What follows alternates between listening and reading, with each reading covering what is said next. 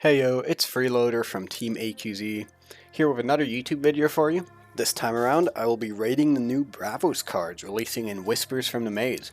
If you haven't watched the Axiom set review yet, here's a quick reminder of the rating system. I will be rating cards for Classical Constructed, 1v1 Altered, and be giving each card a rating from 1 to 5, 1 being completely unplayable, and 5 being a near auto-include or a really busted build-around card for one or multiple decks. A precise rating guide should be on screen right now for all of the other numbers. Keep in mind, this is all for fun, and to see how wrong I am in a couple of months down the line. And so, without further ado, let's get into it. Our first card in Bravos is the Junior Chef, and this card is already decently interesting with that new support ability that Bravos is getting. I think at common, you're just not quite getting enough bang for your buck. It's very comparable to Ratatosker. And Ratatosker has not really been all that playable outside of certain uniques and maybe specifically Foundry lists, which Junior Chef has no potential with. So I don't really see Junior Chef doing a whole lot at common, where it's getting a 2-star rating for me. At rare, this ability to resupply and the fact that it can be a free cost 4/4/4 from reserve is giving me a little bit of hope. So for the rare, I'm going to give it a 3-star rating.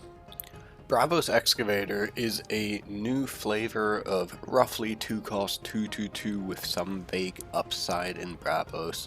There's a ton of these floating around, and honestly most of them are playable and few of them are amazing. And I don't know if Bravos Excavator can break that mold with its effect. It certainly has pretty decent potential, but it does require synergy. It's likely a Basira only card once it gets figured out a little bit, and even then, I don't know if this is an auto-include in your deck. At common, this is a 3-star card. At rare, it's a 1-star because increasing its reserve cost by 2 and putting more power into it from reserve just makes this already pretty susceptible to sabotage and exhaust deck even more susceptible, and you're just going to be losing even more games by spending your rare slots this way. Moving on to Bravos Pendekar. This is another 2-cost card that is likely only Basira playable, but I'm really looking forward to this one since it is so interactive.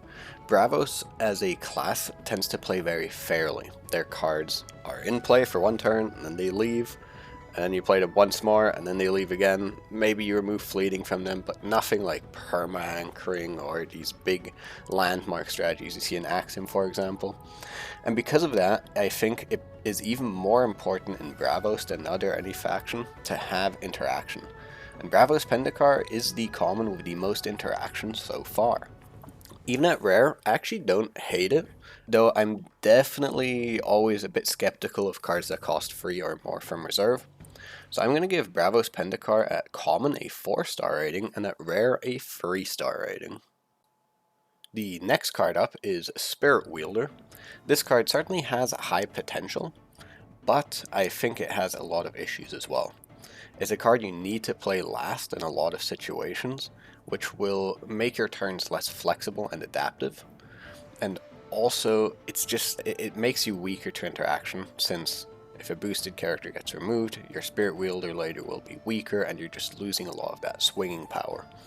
So I don't really have too high hopes for Spirit Wielder. I think at rare, this card, it's a nice extra stat point, but also in a class where you have Haven, I don't see why you would ever run this rare upgrade specifically. So Spirit Wielder is getting a 2-star rating at common and a 1-star rating at rare from me. Rolling in is Talarian Skater. And Talarian Skater is a card that is looking phenomenal to me. It has a ton of flexibility, being both a 1-cost or a 3-cost play from hand, depending on what you need. From reserve, it's always going to be 3-cost, but yeah, that boost, I mean, we've seen Currency play in almost every Bravos deck that's been made so far. So I have really high hopes for Talarian Skater. And yeah, pretty simply put, I'm giving it a 4-star common and a 2-star rare only because the common is already so good. Pastry Chef. Is he cooking or no? Well, unfortunately in this case he probably isn't. It's quite a clunky card. It doesn't have phenomenal stats for its cost. It's quite a lot of effort to get that draw out of it, which granted, a draw is very nice, always a very strong effect to have in most card games. And yeah, I just don't really see it panning out for Pastry Chef. So at common, it's a 2-star, and at rare, it's a 1-star card for me. Hestia is a very cool card that from reserve ability definitely looks super interesting, but frankly I don't think it's going to end up being worth it to pay 1 mana for 1 boost. Couple this with a really awkward stat card and very clunky in that as well. At rare it gains 2 stat points in Scout 2, but it lacks an effect to make that Scout 2 actually do anything. I'm going to give Common Hestia a 2-star rating just because of the interesting reserve ability, but at rare it's getting a 1-star from me. Yeah, I don't think this is too good. Next up is Aoife, the Fire Avatar, and this is our first somewhat expensive card with the Scout keyword, which makes me feel inclined to mention the Floral Tent combo. Floral Tent, if you have it in play and you play a Scout card into that expedition, and you manage to boost said Scout card with something like a Keylon Cylinder for example, then that boost will be removed but the card will stay. This is probably not the most relevant for Aoife, but might pop up in comp play. Going to the actual card, I think at common it's a bit clunky, both modes of it if you will. A 2-cost Helping Hand has not been historically great so far, and a 5-cost 5/4/5 is not too impressive looking to me either. But I do actually kind of like the rare version, just because it's another 1-cost effect that can put a boost on something, and I do think that will be very relevant for Basira, or a potential Basira deck at least. So Aoife is getting a 2-star common for me and a 3-star at rare. Then we have Lernaean Hydra. This card is very cool. I really love the art on this one. I think in terms of comp play, it's probably only considerable for Atsadi. However, even there, I think it's very similar to Shenlong, this card. And Shenlong is a card it's seen fringe play here and there, specifically with stuff like Eat Me Energy Bars. It's kind of interesting, but I don't think it's been good so far. So maybe Lernaean Hydra will see a little bit of play. I definitely think it will see a good bit of testing because it is a very attractive card to build around, but ultimately I don't think it's the best in Bravos. I'm giving it a 2-star common and a 2-star at rare. Next up we have a new Jinn card in the Swift Jinn. And this one I think people are looking forward to quite a bit just because these ramp effects are always very exciting. Unfortunately for Swift Jinn at common, I think everything's just a bit too clunky about this card. The stats for that cost are not great. The Scout at free cost just makes this worse than mana channeling for the most part, which is also not really a playable card. So I don't have 2 IOPs for Swift Jinn at common. However, at rare, I think things get a lot better. I do think equalizing the stat line at 5/5/5 is pretty relevant, and the fact that it makes the mana orb ready also means when you play it for its hand cost or reserve cost, it'll functionally cost 1 less since it's giving you back 1 mana orb that you can immediately use. Also, your turn 1 combos all of a sudden get better if you have Swift Jinn plus something like Tiny Jinn. It's an insanely strong opener. So Swift Jinn at common is only getting 2 stars from me, but at rare, I'm giving Swift Jinn a 4-star rating. Next up, we have the biggest of the Scout cards, so reminder that a Floral Tent combo exists.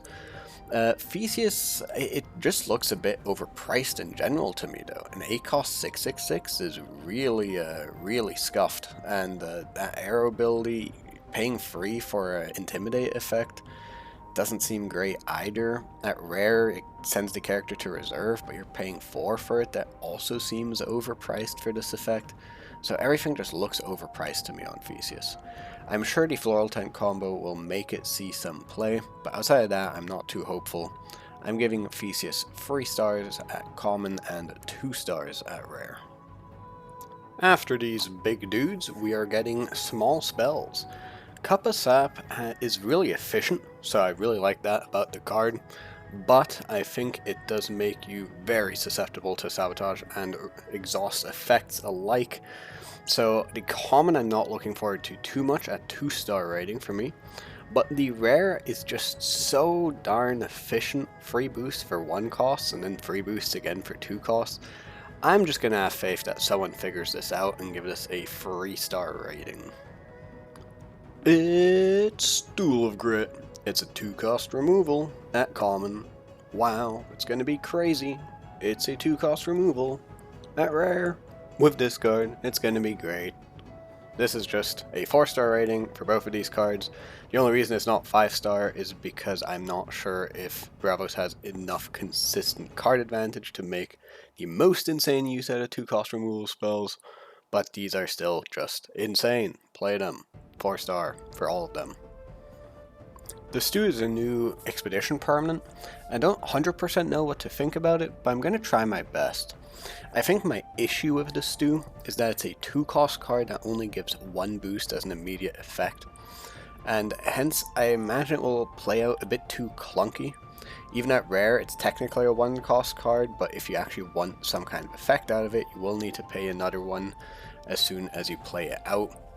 So I'm not too hopeful on the Stew, but there are definitely some interesting cooks you can do with this alongside cards like Eat Me Energy Bars, or maybe some of the 2-cost Basira characters, but I don't know. I'm a bit confused on this one. I'm going to give it a 2-star rating for both its common and its rare version. The final in-faction card for Bravos is the Mess. It is a 2-cost landmark, and man is it looking good.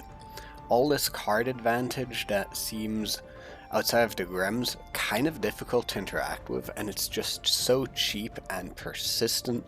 I think the Mess will see a ton of play at both common and rare. It synergizes, the common especially synergizes really well with Bravos Haven as well, so that's something to keep in mind. And I think I'm going to give both of these just a 4-star rating. The thing that's preventing me from a 5-star rating here is the fact that I think these cheap permanents will be targeted a lot by uniques and other removal effects. So for that reason, 4-star for both of these. Alright, let's move on to the out of faction cards. Starting with the Axiom ones here. And it's going to be Sap Sniffer. Sap Sniffer, it's another one of these 1-cost cards, which Bravos does really like, but in general I think they'll have better cards to be playing than Sap Sniffer. So Sap Sniffer is getting a 2-star rating from me. Moving on immediately to the Grems. This card is going to be pretty good, I think. It is definitely metagame dependent. You're only running this if there are enough cheap permanents to remove. But for example in the Kojo mirror match, running this is often going to win you the game by getting rid of opposing havens or the opposing mess, and just allows you to snowball that advantage. For that reason, I'm giving it a 4-star rating. Shortage Supervisor is more understat than a lot of in-faction commons for Bravos, so I don't see why you would ever play this. It's a 1-star. And then we have Enhanced Prototype. Now, Enhanced Prototype is quite interesting. It probably only has any potential whatsoever for Atsadi, but the fact that you can remove a counter from your hero ability is very good, as that will allow you over the course of the game to get a significantly increased number of draws through Enhanced Prototype. So I think I'm going to just rate this at 3 stars. I still don't think it's great. Yes, it can be a 4-cost 888 from reserve, which is certainly promising, but I don't think it's the hardest thing to play around for an opponent, so I don't know. I'm not completely sold on it, but I definitely think it is better than the in-faction versions of the card. BLISS Fan brings us to the out-of-faction cards originating from the Libre faction, and honestly BLISS Fan has the makings of a really good card. It can gain boosts as a static ability, it's cheap, and it looks pretty alright. The issue I have with BLISS Fan, at least at the moment, is that I think the cards it synergizes with are all pretty bad, and because of that, it will just be hard to activate BLISS Fan as a card. That's why BLISS Fan for now is getting a 2-star rating, but definitely has a lot of potential in the future. Daedalus is a card I'm really looking forward to. This might be the first rare character in the Bravos faction that I feel like doesn't just get outclassed by a common Bravos character, which is super exciting. I think the scout mechanic is going to be really awesome in combination with, for example, Haven Bravos Bastion if you need an extra card from your reserve. I think the stats that Daedalus provides for costs both with scout and without are actually pretty darn efficient, so I think this card is just going to be really good. I'm giving it a 4-star rating. Merry Reunion is a card that I, once again, am not exactly sure what to think about. It seems fine. You really want to draw a card. If you play this from hand and you resupply a spell like Duel of Grit or Mana Eruption, you're going to be pretty sad and devastated. From reserve, even if you hit a spell, it's probably going to be fine. 1 cost after you, how bad can it be?